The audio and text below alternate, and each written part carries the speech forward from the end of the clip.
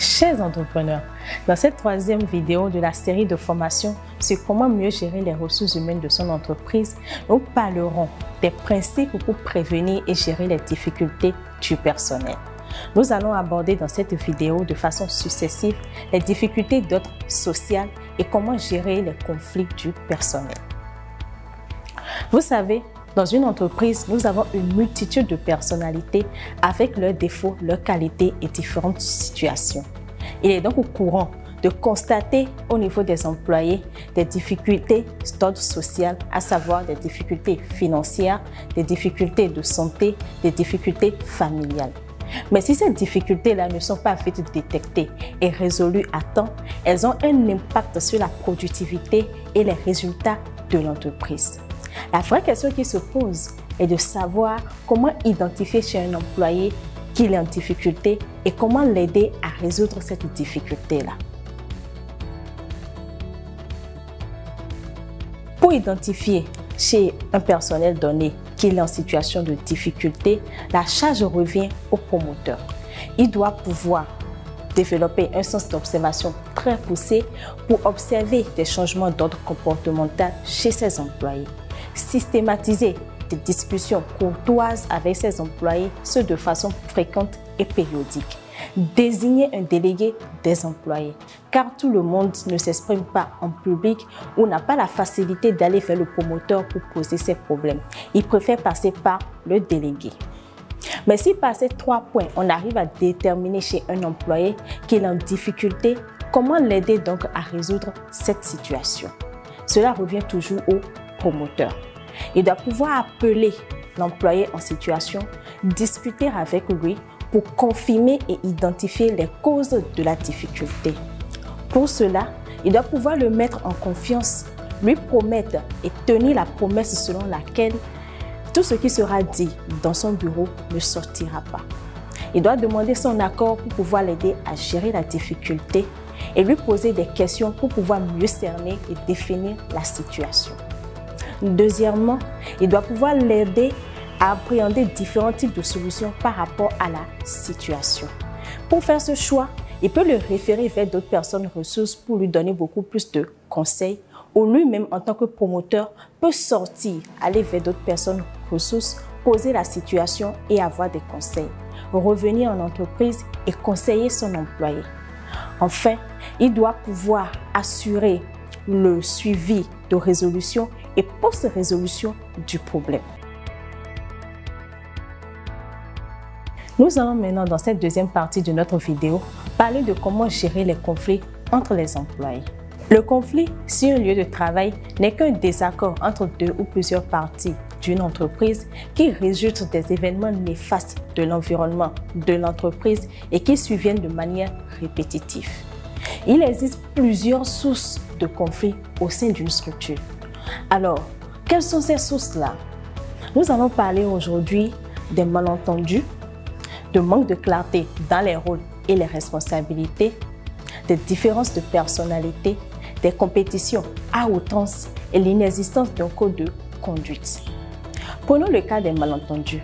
Le malentendu est une des causes les plus fréquentes de conflits au sein des entreprises. Cela survient lorsqu'il y a insuffisance d'informations ou d'informations erronées, ou encore la circulation des rumeurs qui sont source d'allégations mensongères. Et pour pallier à cela, vous devez communiquer sur les statuts de votre entreprise, communiquer sur vos raisons décisionnelles, instaurer des réunions périodiques pour parler des situations de l'entreprise, mais surtout des situations qui peuvent dégénérer en conflit. Vous devez vous mettre à l'esprit en tant que promoteur que vous ne connaissez pas tout ou que vous n'avez pas réponse à tout. Vous devez vous mettre aussi à l'esprit que vous devez être apte à répondre à toutes les préoccupations de vos employés. Nous allons parler maintenant du manque de clarté dans les rôles et les responsabilités. L'incertitude dans les rôles et les responsabilités chez les travailleurs, les superviseurs, les gestionnaires crée des conflits ou donne la naissance de frustration au sein de votre entreprise. Et cela provient du fait que chacun se dit que l'autre empiète sur son travail ou sur ses responsabilités. Et pour pallier à ce sentiment de jalousie, vous devez définir de façon claire les rôles et les responsabilités de chacun. soit au cours d'une réunion ou soit écrit et affiché dans l'entreprise.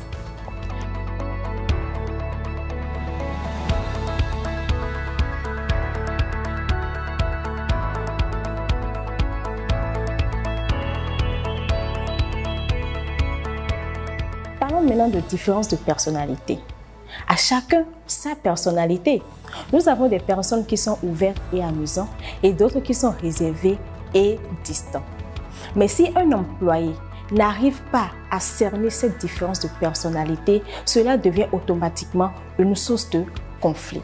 Vous devez donc habituer vos travailleurs à être conciliants et à travailler de manière collaborative et inclusive.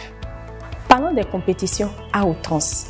La compétition à outrance est l'une des causes les plus graves de conflits au sein de votre structure, car elle consiste à la dévalorisation du travail ou de la personnalité d'un membre de l'équipe.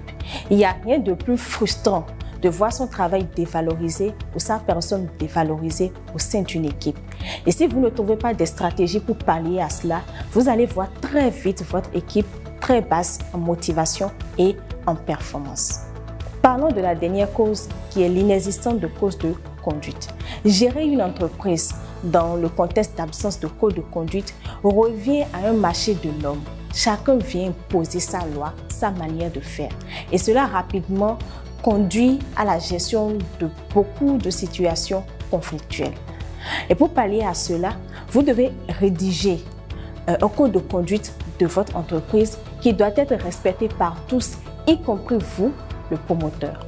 Faire connaître ce règlement à tout nouveau employé dès la signature de son contrat.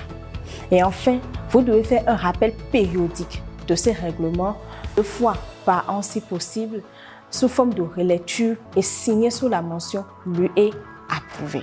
Chers amis, en dépit de toutes ces précautions, si vous vous retrouvez à gérer des conflits dans votre entreprise, comment est-ce que vous faites? C'est simple. Appelez les différentes parties intéressées par le conflit et écoutez-les de manière séparée. Donnez l'occasion à chacun de s'exprimer par rapport à la situation et ce de manière indépendante. Déterminez les différentes causes du conflit et déterminez la manière dont vous allez résoudre ce conflit afin de satisfaire toutes les parties intéressées.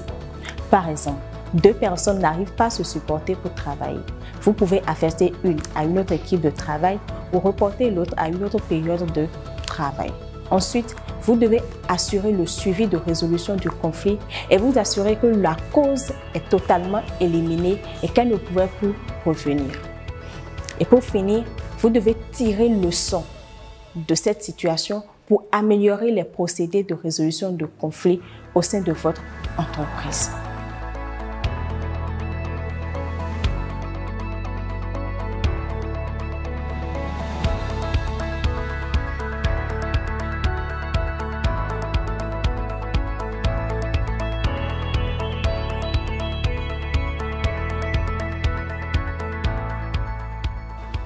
Pour finir cette vidéo, nous allons partager avec vous quelques conseils pratiques pour la gestion des conflits.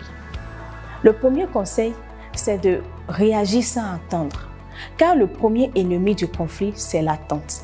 Mais attention, il faut attendre avoir les éléments nécessaires avant d'enclencher n'importe quel processus de résolution, de peur que ce processus ne soit pas adapté à la situation qui se présente à vous.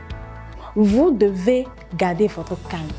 Toute situation de conflit donne naissance à des sentiments de rage, de tristesse et de colère. Vous devez apprendre à maîtriser vos sentiments, ce qui n'est toujours pas facile. Et enfin, vous pouvez faire venir une personne ressource. Lorsque la situation devient compliquée de telle sorte que les différentes parties n'arrivent plus à communiquer, vous devez faire appel à une personne ressource qui va intervenir en tant que modérateur ou facilitateur.